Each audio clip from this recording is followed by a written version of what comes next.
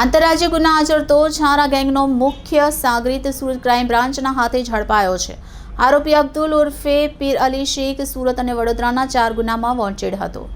જૈશે મોહમ્મદના સભ્ય સાથે સંપર્કમાં રહી દેશ વિરોધી પ્રવૃત્તિ કરતા અગાઉ ઝડપાયેલા ઇતિહાસના હાથે ઝડપાયેલા અને સુરત તેમજ વડોદરામાં રોકડ ભરેલી થેલીની ચીલઝડપ અને ચેઇન સ્નેચિંગના 4 ગુનામાં વોન્ટેડ અમદાવાદના કાપડ વેપારીને ક્રાઇમ બ્રાન્ચે નાનપુરા ખાતેથી ઝડપી લીધો હતો।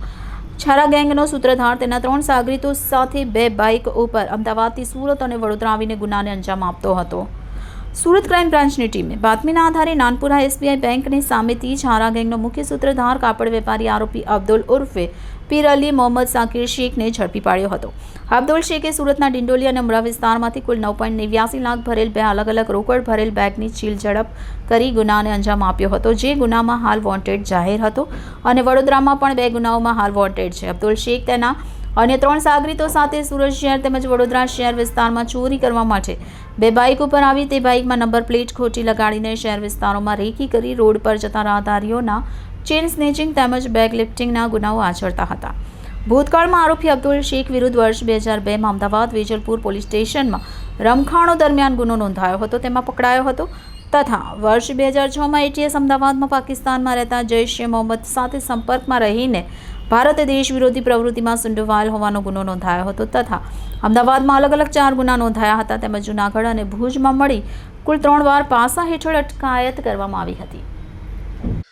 સુરત શહેરમાં જે ચેઇન સ્નેચિંગના બનાવો બને છે એમાં એક આરોપી અબ્દુલ ઉર્ફે પીર મોહમ્મદ સાકિર શેખ જુહાપુરાનો રહેવાસી મૂળ યુપીનો છે। એના વિરુદ્ધમાં 70 મુજબનું વોરંટ કોર્ટમાંથી મેળવેલ હતું।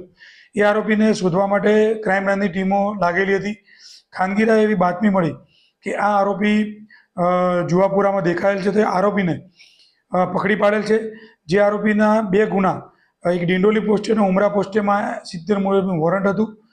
આ 2 ગુના ઉપરાંત એને પકડ્યા પછી સર્ચ કરતા બીજા 2 ગુનાઓ વડોદરાના મળી આવેલ છે। ટોટલ 4 ગુનામાં આ આરોપીને એરેસ્ટ કરી અને ઉમરા પોલીસ સ્ટેશન સુપરત કરેલ છે। આ આરોપીનો ગુનાહિત ઇતિહાસ જોતા એના વિરુદ્ધમાં અગાઉ 7 ગુનામાં આરોપી પકડાઈ ચૂકેલ છે। એના વિરુદ્ધમાં 2 વાર પાસાનો હુકમ કરવામાં આવેલ છે, 2 વાર પાસામાં જઈ આવેલ છે અને આર્મ્સ એક્ટ, લૂંટ, ચોરી વગેરે જેવા ગુનાઓમાં આ આરોપી પકડાઈ ચૂકેલ છે। આ આરોપીની એમો એવી છે કે આરોપી બાઇક ઉપર અમદાવાદથી જે તે વિસ્તારમાં જઈ ખોટી નંબર પ્લેટ લગાવી અને ચાલતા જતા એકલતા જ્યારે રોડ આવે ત્યાં આગળ જઈને ચેઇન સ્નેચિંગ કરી અને ગુનો આચરવાની ટેવવાળો આરોપી છે।